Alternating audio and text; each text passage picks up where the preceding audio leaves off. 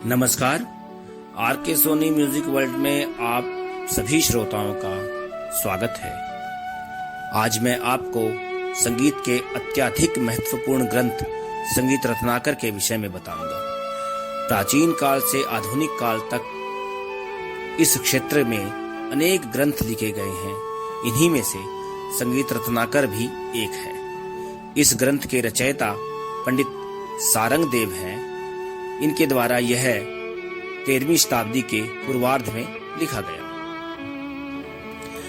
इस ग्रंथ की सबसे बड़ी विशेषता यह है कि इसमें संगीत की दोनों पद्धतियों का उल्लेख हुआ है, उत्तर भारतीय संगीत पद्धति और दक्षिण भारतीय संगीत पद्धति। इनके समय तक गंधार ग्राम लुप्त हो चुका था, इसलिए इन्होंने दो ही ग्रामों का उल्लेख किया है, षड्ज ग्राम और मध्यम ग्राम। इस ग्रंथ के 7 अध्याय हैं। इन 7 अध्यायों में अनेक महत्वपूर्ण विषयों पर प्रकाश डाला गया है। इनके नाम इस प्रकार हैं: स्वर अध्याय, राग विवेक का अध्याय, प्रकीर्णक अध्याय, प्रबंध अध्याय, ताल अध्याय, वाद्य अध्याय और नृत्य अध्याय। स्वर अध्याय। इस अध्याय में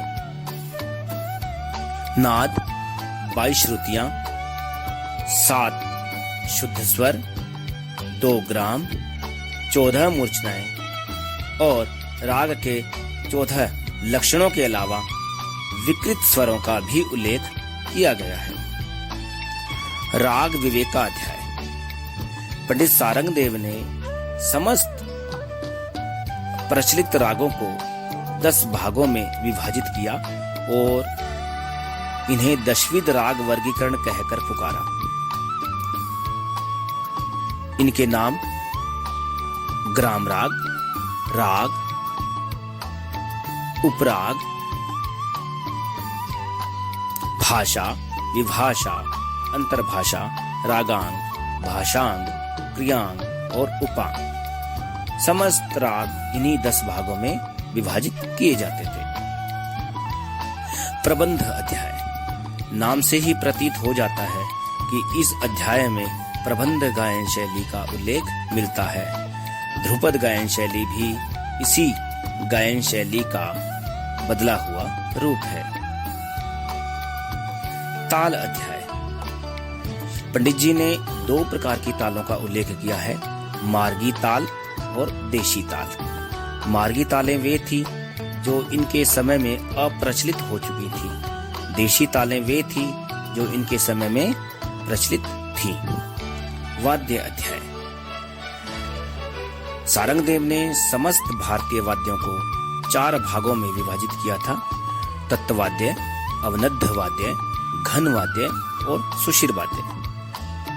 तत्वाद्यों में ध्वनि तार के माध्यम से निकलती थी, अवनद्ध वाद्यों में ध्वनि चमड़े के माध्यम से निकलती थी और जो वाद्य किसी वस्तु के प्रहार से बजाए जाते थे उन वाद्यों को घन की श्रेणी में रखा गया था।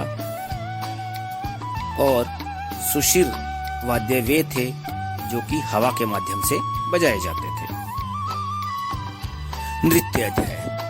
ये इस ग्रंथ का सबसे आखिरी अध्याय था।